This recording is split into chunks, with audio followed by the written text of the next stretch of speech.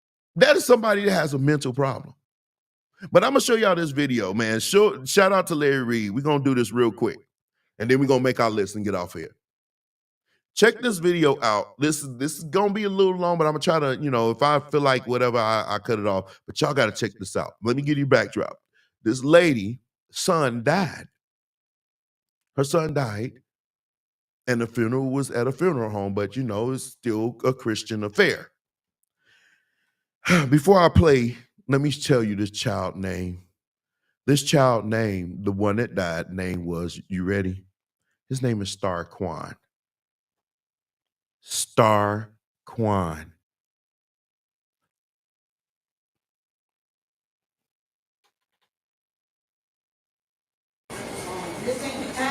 That's why your life been fucked up. Everybody sit down. Don't tell me to sit down for my. Now, it's going to be a lot of bad language here. So if you ain't that person, you might as well leave that because this lady about to rip.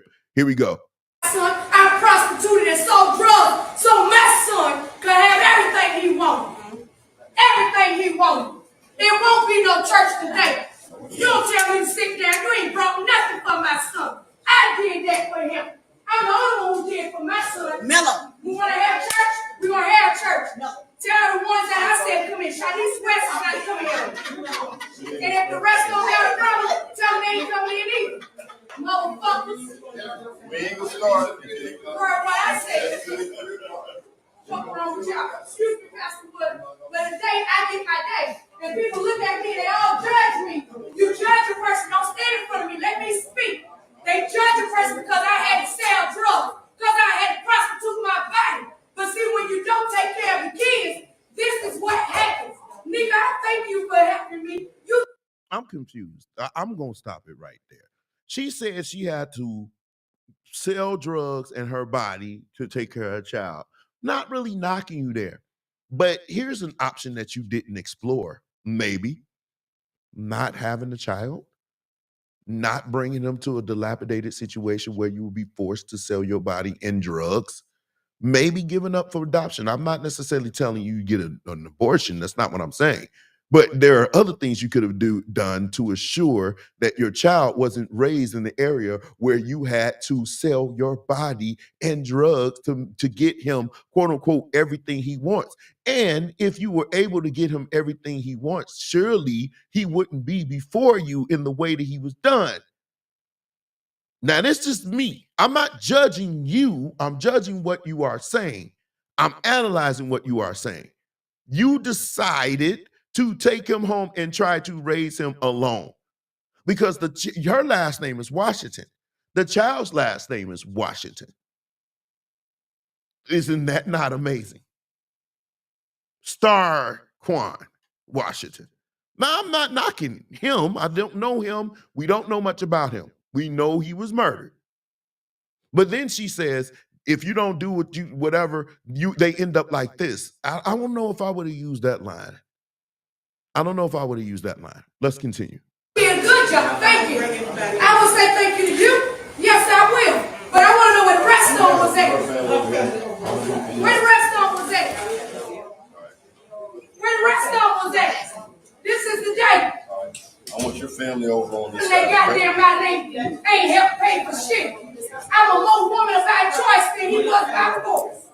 Father, in the name of Jesus, come now, Father, as you step into the midst, Father, we ask, oh God, that you calm this. In the name of the Lord Jesus, Satan, the Lord rebuke you from every hand and every assignment, Father, we ask you. Mother has something she'd like to say in 2 minutes. I'm going to miss my son, Starquan Washington. I'm going to miss my son. Thank you, Jesus. What is the first verse in the Bible when the devil flees? Thank you, Jesus. Amen. Y'all clapping. Because y'all know who the devil Starquan Washington. Everybody that knows who the devil Starquan Washington clap. Miss Pat, do something there, the bishop will be going.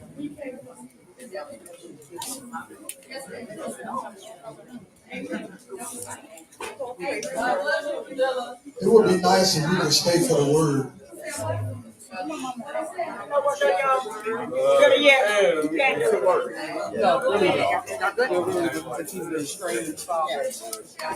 Family, it would be nice if y'all stayed for the word.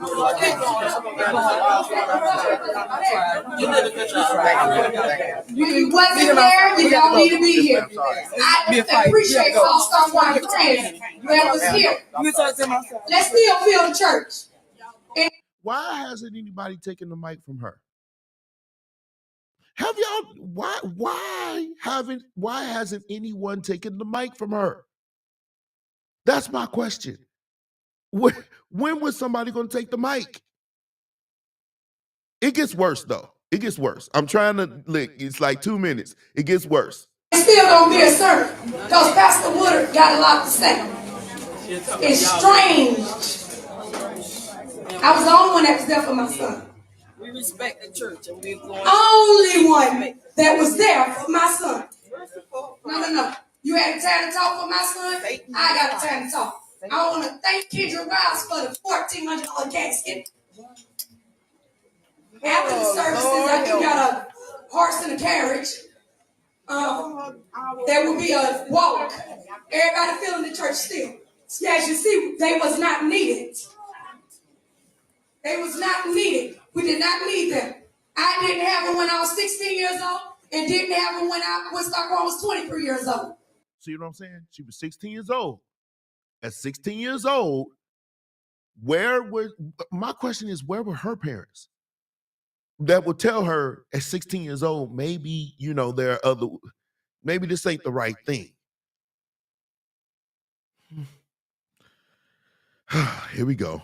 They didn't show up with a gift or anything else. So I'm glad that you left. I don't know where you came from. And I don't know why you let them in here. Pastor Woodard is my pastor. Lattimore Funeral Home is the funeral home that come on, fill the church so they can see that we didn't need that other family that was in here. Because actually, the DNA would tell him he wasn't the daddy anyway. Did y'all?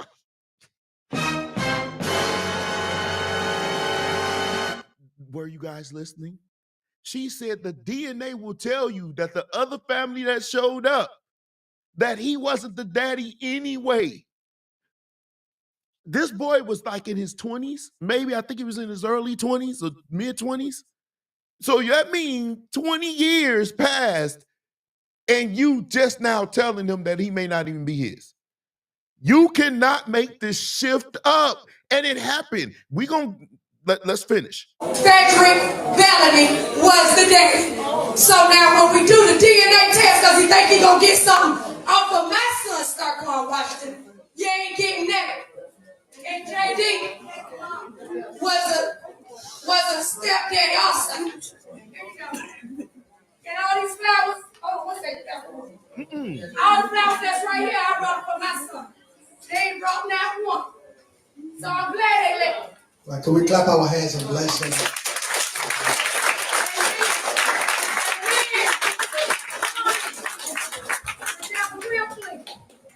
And mama was wrong by she kept my grandson away from that little boy.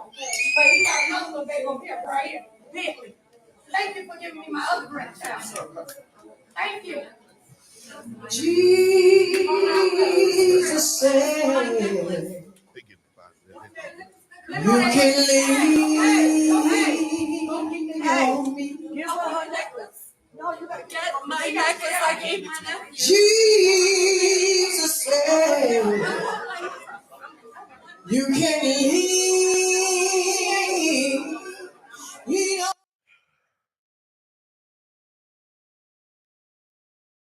And there you have it, people.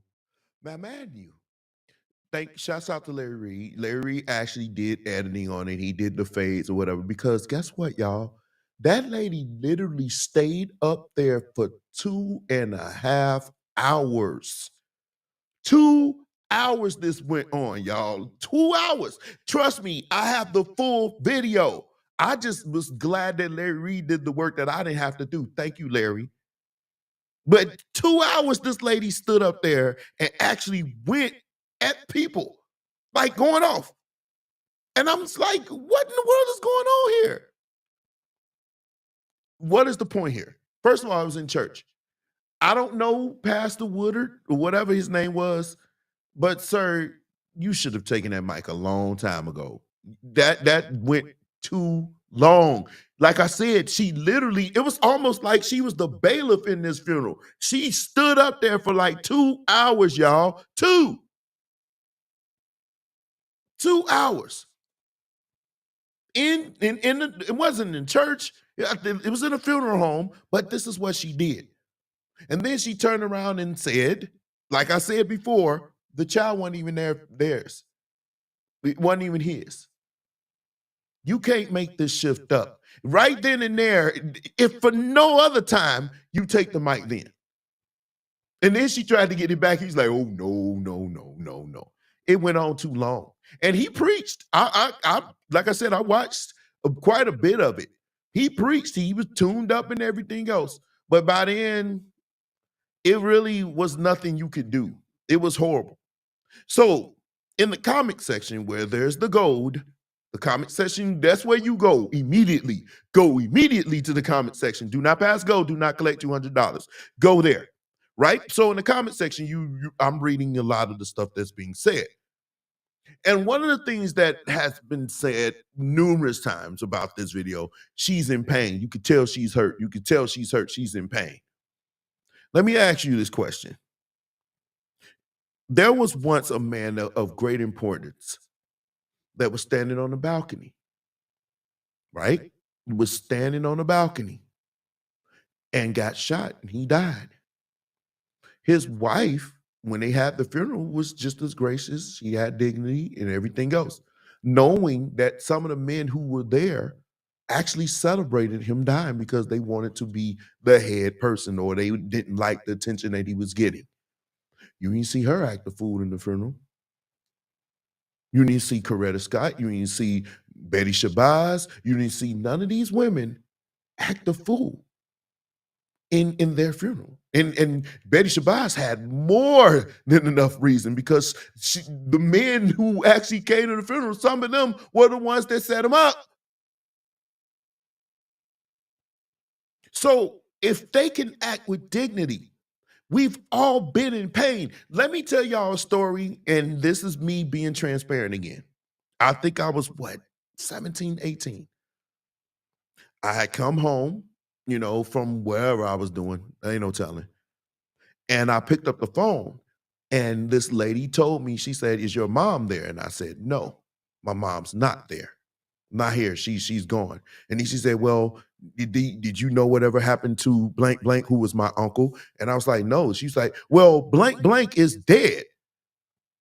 That's the way she told me. It was trifling the way she told me. Now, my uncle and I loved him. He was like my second dad. The swag that I developed actually came from him. My father was reserved. My father was dignified. My father was, a hardworking, man, but my uncle, he had swag. He had the shirts, he had the flash, he had the cars, he had the jewelry, and I cut his hair, but he was smooth, like super smooth, and I liked that part of him. But he was so chill. So he decided to turn his life around. He actually gave his life to God, and it just did an amazing transformation. And so he was married, and it was an issue with this person. And at his funeral, we all knowing something wasn't right with you, this person. I'm not going to go into detail, but yeah, we really kind of felt like it was foul on that end. Why my uncle wasn't here with all the stuff that happened, the way they found him and everything else. We didn't clown up in that funeral. My aunts didn't clown. My mom, who was his sister, didn't clown. I didn't clown. None of us clown. What's the point? You can go to a funeral and the people we thought actually did this to my uncle were there. And we didn't clown. So you mean to tell me, ma'am, that you could not sit? I could give you the first 5 minutes. I give it to you. You need to get it off your chest. But 2.5 hours, this woman stood up in there and nobody did nothing. It could be done. So all these people saying she's in pain, I felt pain. I've never, outside of my own father passing, I don't remember a pain I felt like that. I don't remember a pain I felt like that. And at that time, this deed that you know now was on some other stuff then. I was on some other stuff, if you know what I mean. Ratchet. You know, I was on that. And trust me, I had hitters that I knew. But if I can act dignified in that moment, then you could too. That's the point. That's the point. Y'all tell me what you think. Do you think the pastor let her go too long? 2.5 hours is too long. I don't care what you say. But you can leave your comments. I'm anxious to hear what you have to say. Do you think he let her go too long? I think it was too, and I don't want to hear people saying she was in pain. And everybody deals with pain differently. We deal with pain. How we deal with it internally, it is different. But you can't tell me we can't be dignified as a people.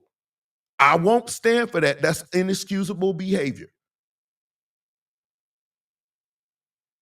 Way too long.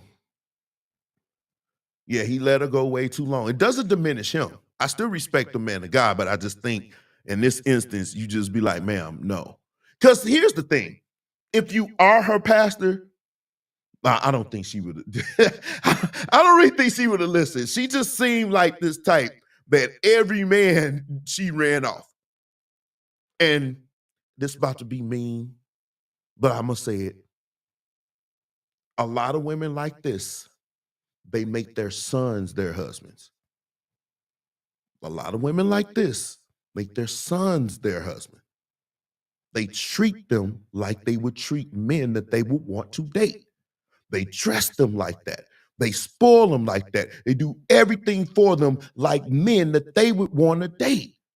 They become emotionally attached in some very perverse ways sometimes to their sons. This is an issue that you don't want to talk about because it's so okay to talk about your uncles doing the stuff. But we don't talk about these mothers who make them sons, their son husbands. Yes, that's a thing. I got videos. That's a thing. I got a video, I think I showed it, where this lady wanted to fight the daughter, talking about, you ain't taking my baby, that's my baby. To his woman. Son husbands. You become too emotionally attached to them where it goes far beyond that of a mother. Your son is 23, 24, 25 years old. He's a man now. You don't need to buy him everything like that.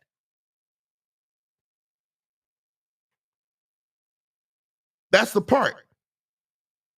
That's the part that I don't think people really understand that. It's that part of it. Like, it's the son husband thing. Me working in childcare, I see it. I see it early. I see it early.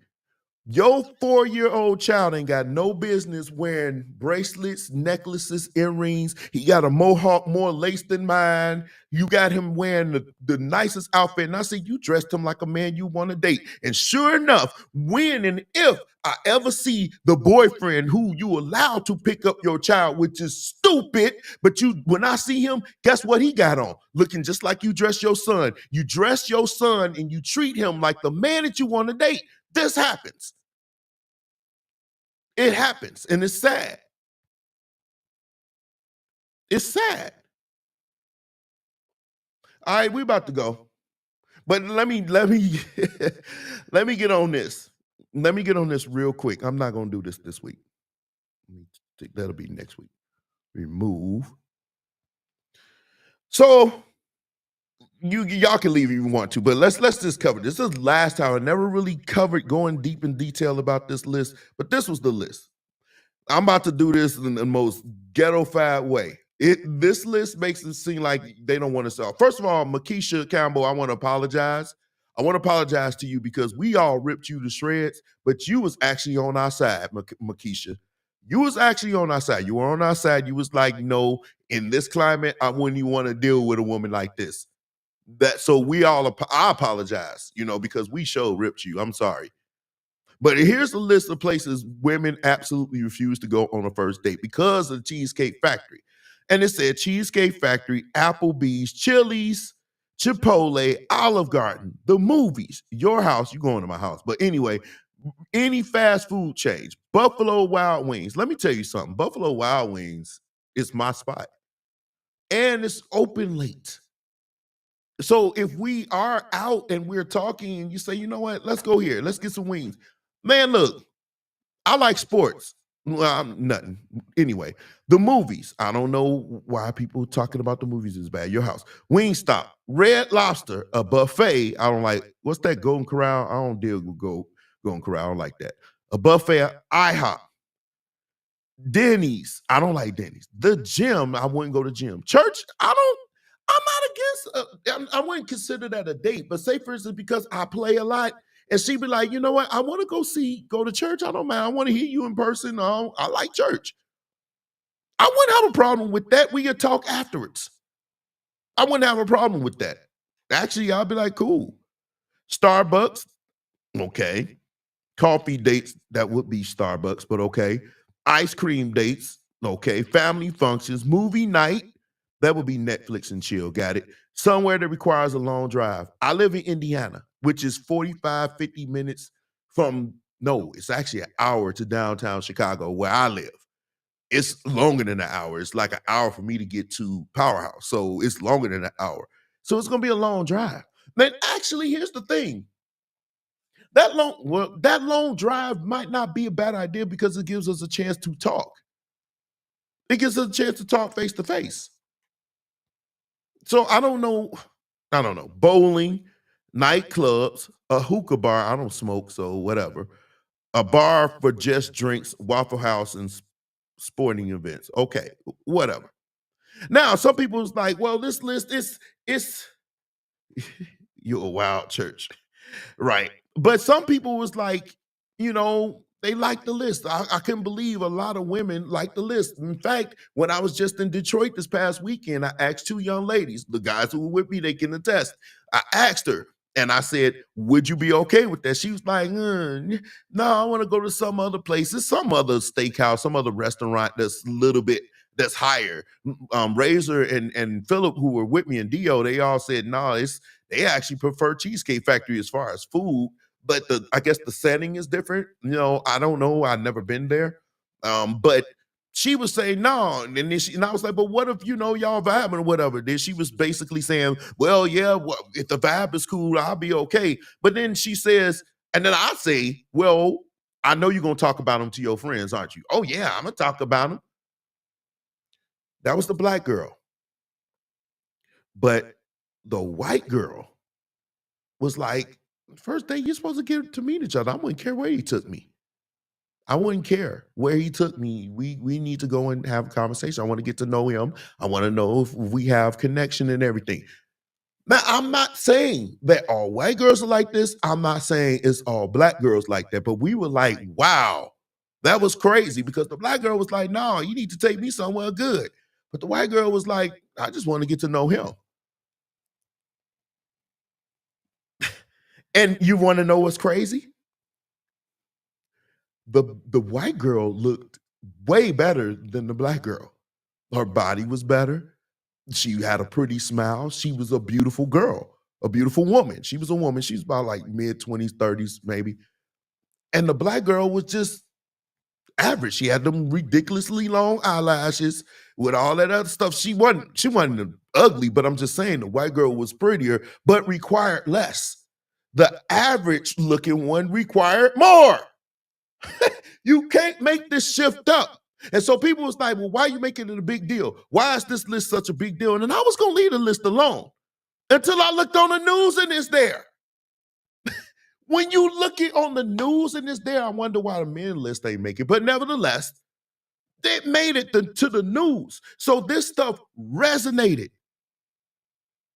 Right. And she would get married before the other chick. Oh, guaranteed. But this stuff resonates. The one skit, the Cheesecake Factory that I analyzed and all of us did, it made the news. It became a thing. It became a thing. And I was like, wow. But I wonder when men was going to, have their list, because there was another list that women came up with and said, well, this men had their list. Let me do the men's list. This was a men's list. And this whoever came up with this list is an idiot. I'm not even gonna hold you, because you could represent us better. It said things women you shouldn't take on a date. Single mothers. That's unrealistic. It's unrealistic, especially as you get older. They're gonna have children. They may have been married.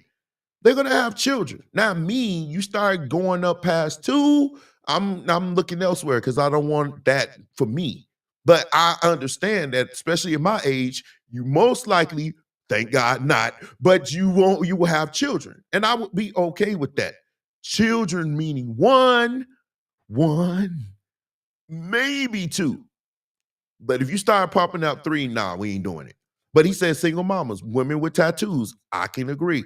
It depends on what the tattoo is. Like if you got a whole tramp stamp on your butt, or you got some other man name on your breast, I don't want that thing flopping in my face while we doing something. So every time I look up, James, James, James, James, James, James, James, I don't want that.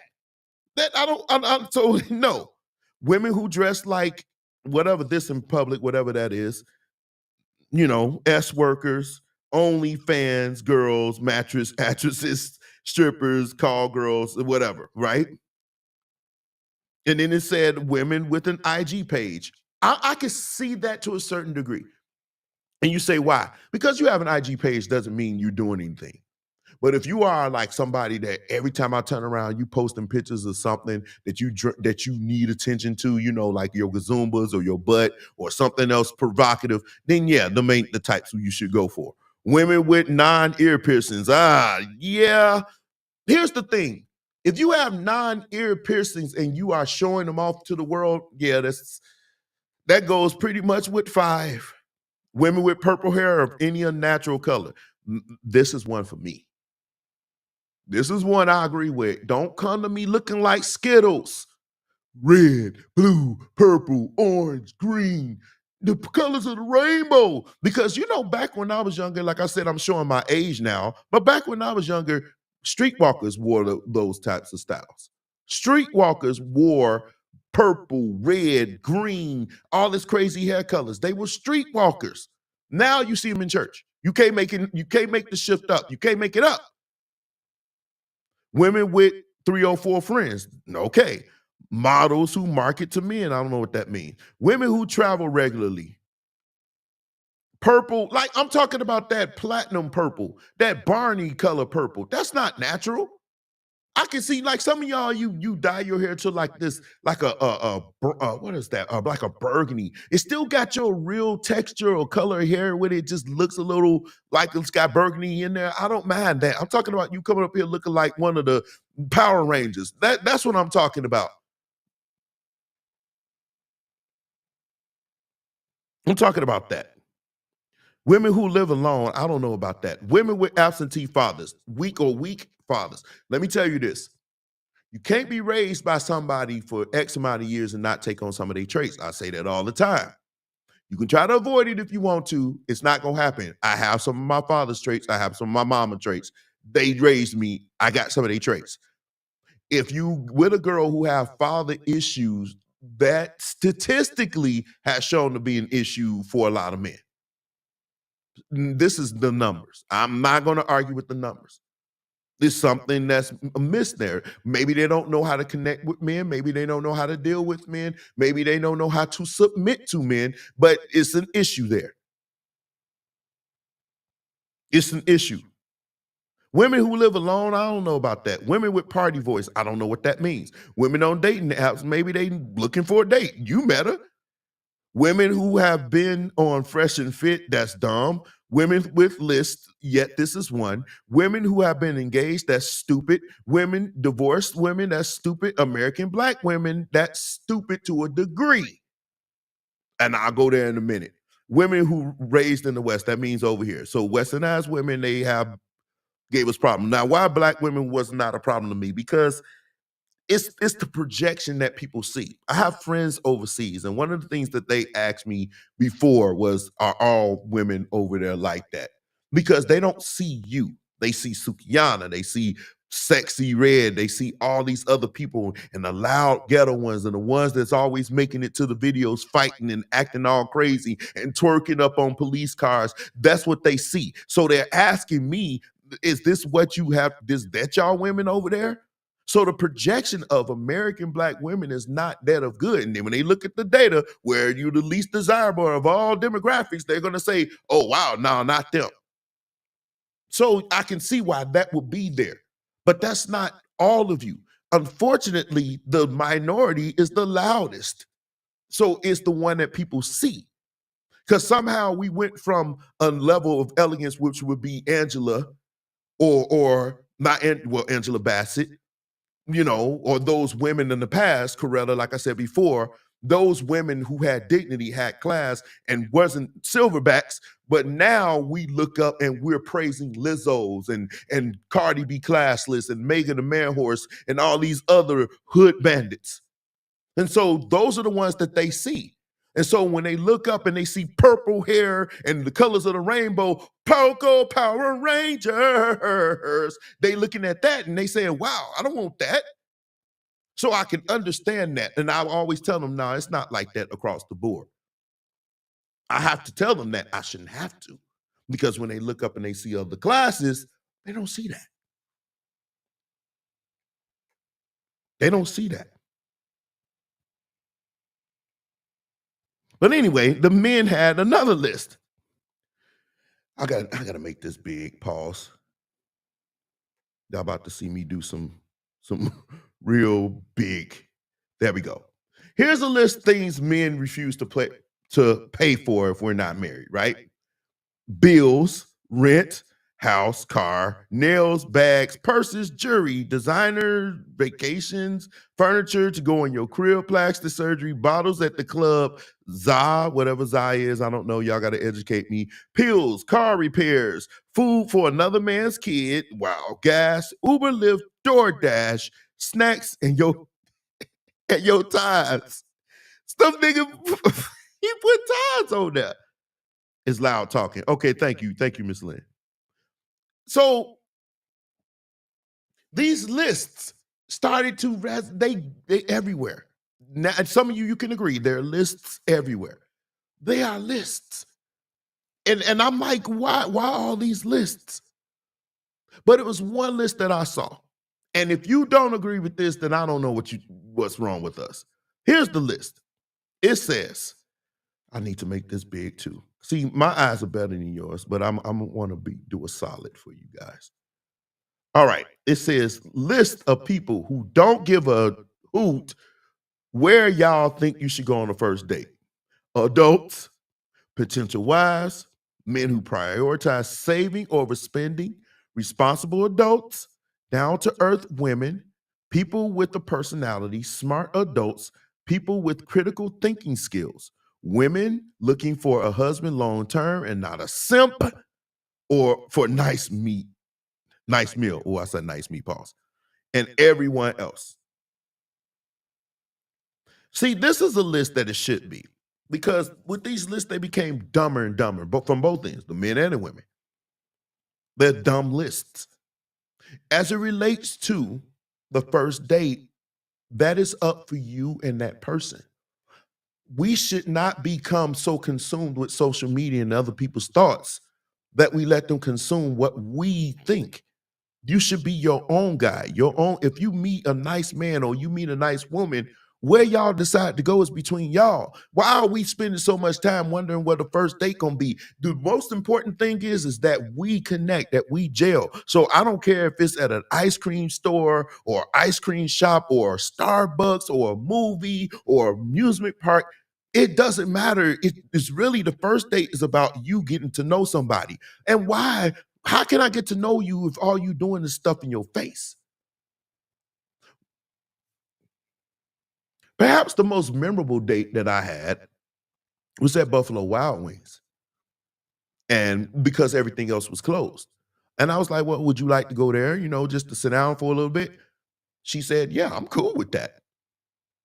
And we sat there and we talked and we talked. I think we got there around 10 something, and we didn't leave till that was back in the day before COVID. When Buffalo Wild Wings was closing at 1, something like that. So we didn't leave there at 1. I think we sat in the car and talked even some more.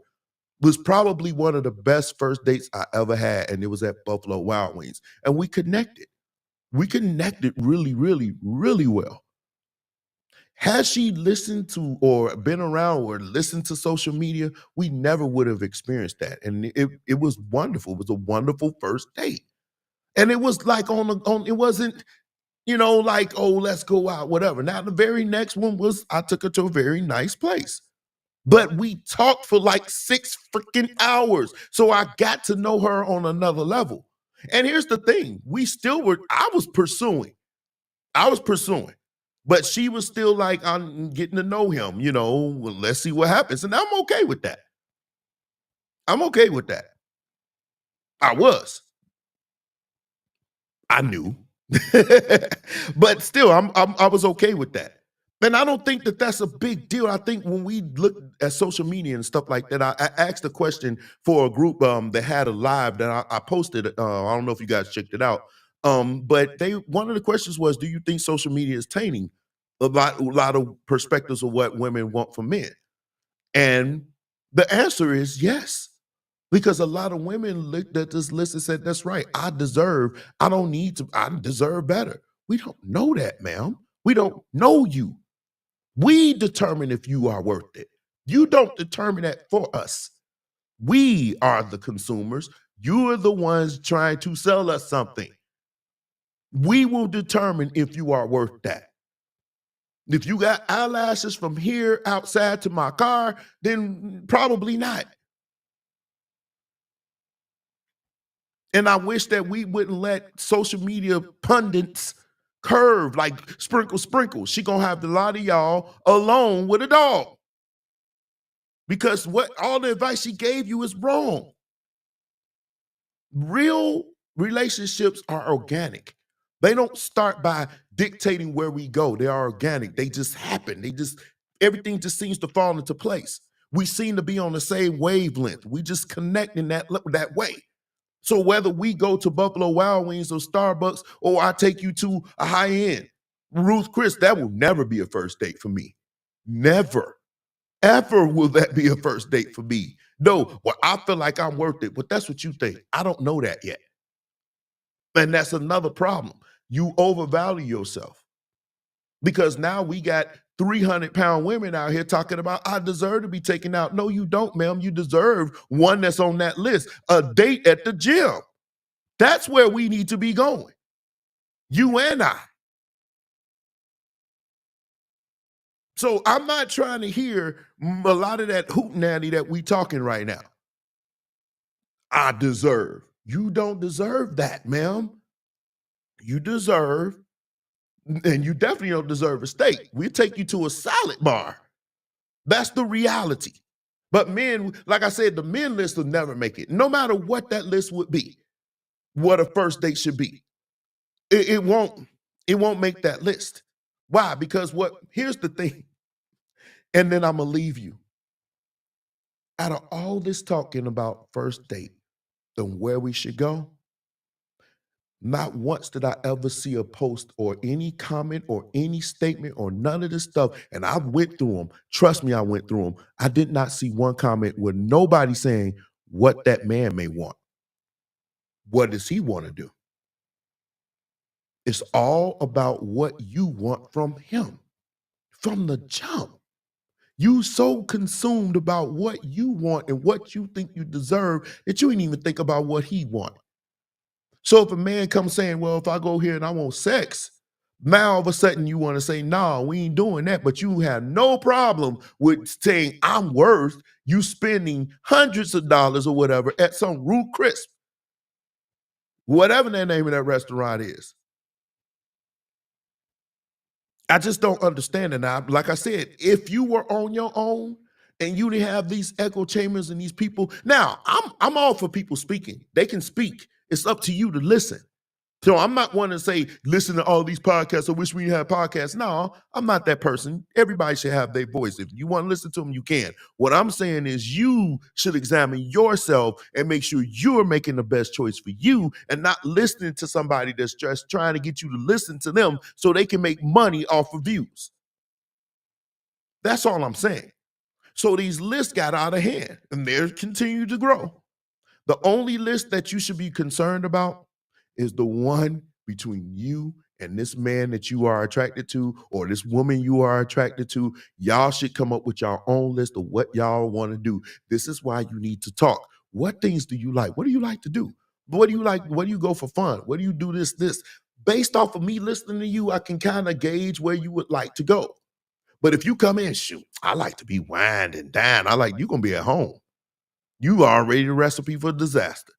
But if you are being authentic and you're being real, we will pick that up. And a man that's desiring to pursue you will give you at least what you are asking for, whatever. If it's in his, his mental mind to do. But a lot of men ain't gonna spend that kind of money on you for off rip. We don't know you. Let me read some of these comments. We went to Ruth Chris 2 weeks ago and was like, nah, back to really? What was bad about Ruth Chris? What was bad about Ruth Chris, Jared? Too many expectations come with steak dinner. We connect the gas station. Right. What up, D? I have my take on it, but it may be clown. I'm listening. Females worrying about spending hundreds of dollars on something that will be in the toilet.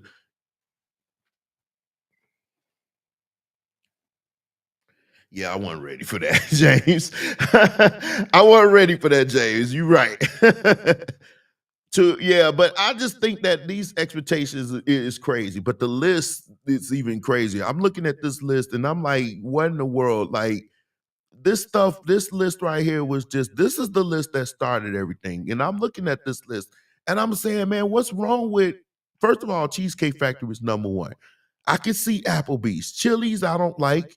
Chipotle, Chipotle is more of a lunch to me. I wouldn't go there for dinner. It's like a lunch, for me. It's like, okay, we'll grab something, whatever. Olive Garden, what's wrong? Now, tell me what's wrong with Olive Garden, y'all? What's wrong with Olive Garden? And what's wrong with the movies? The movies have always been the standard. Uh-oh. Some just popped up on my... Uh-oh.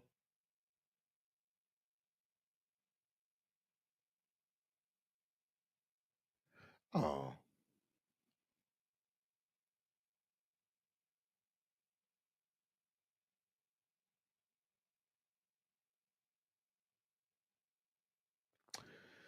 It's always some drama, I swear. It's always some drama, man. I'm sorry, y'all.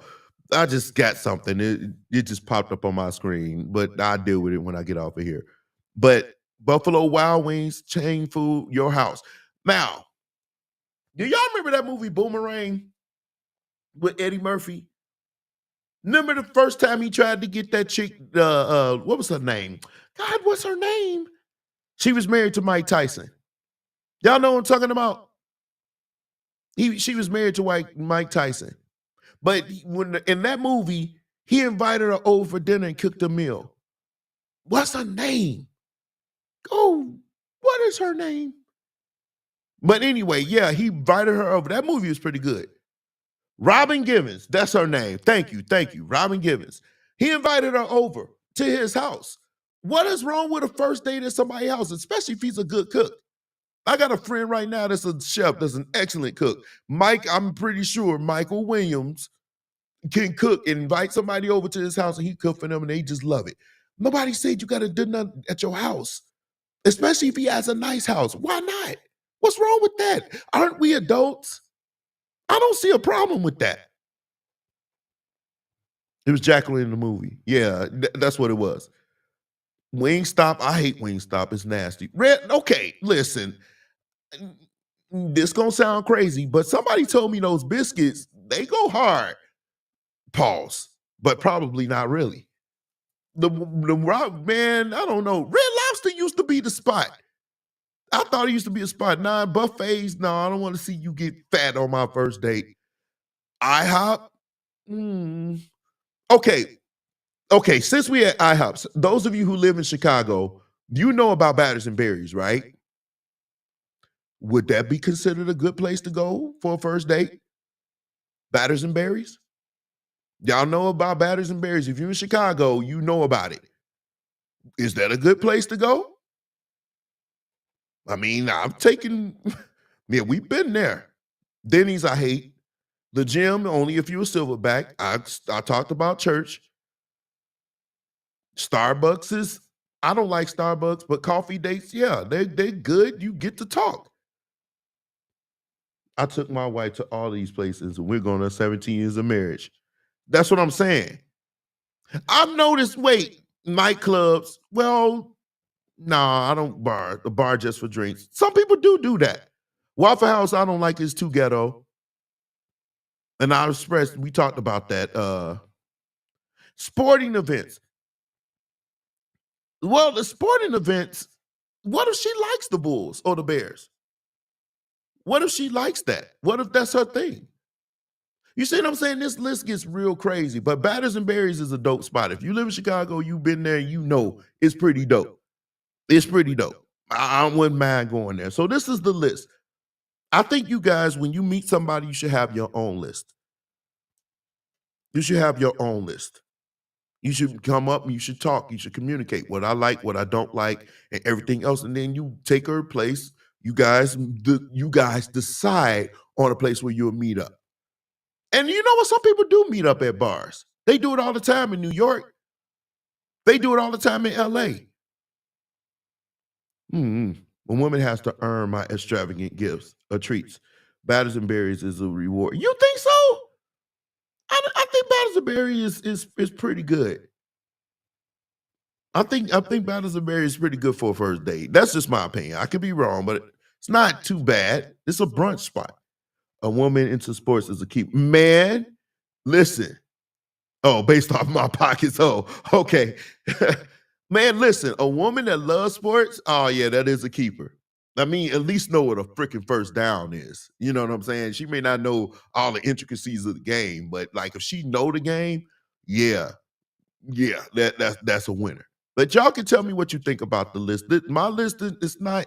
My list will be simple. First date to be what we decide. Or if I say something like, if I was to meet a woman, I was like, I want to take you out. You know, would you mind? You should like, yeah. And I was like, okay, I got an evening plan for us and whatever. If she gave me any kind of grief, but I don't know what she about anyway. I think a lot of women need to be more open to a man and just say, take your first date for what it is, just to get to know each other. Now, let me give you my honest opinion. I don't go on a first date unless I had a lot of conversations with you anyway. I need to know I like you. Because if I'm gonna be in the car with you for a couple hours, I need to know. Because I don't like you'll never catch me on blind date like that. No.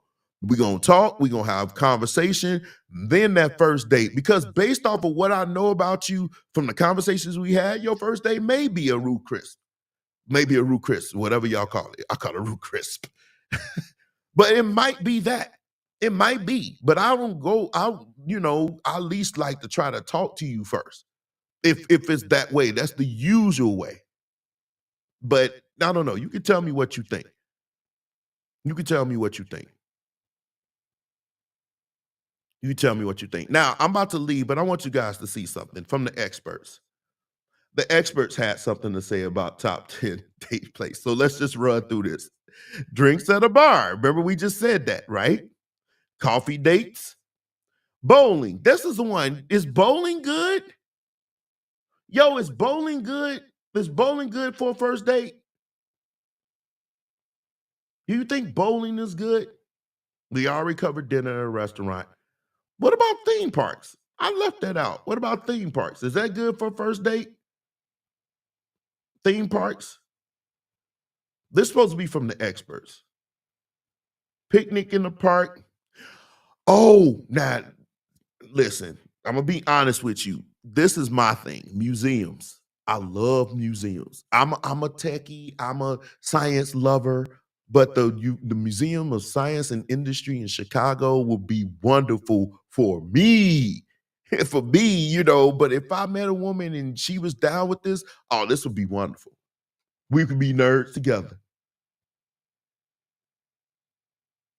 Yeah, you said museum is dope. Thank you, William. Well, I can't bowl. I'm the worst bowler. She'd be too busy laughing at me, so it might as well be a comedy show. Is that a good place to go, though? A comedy show. Is that a good place to go? They say it's a cooking class. I don't know. Some people say dancing. Is dancing is that a good first date? An extreme outdoor adventure. I guess rock climbing, skydiving.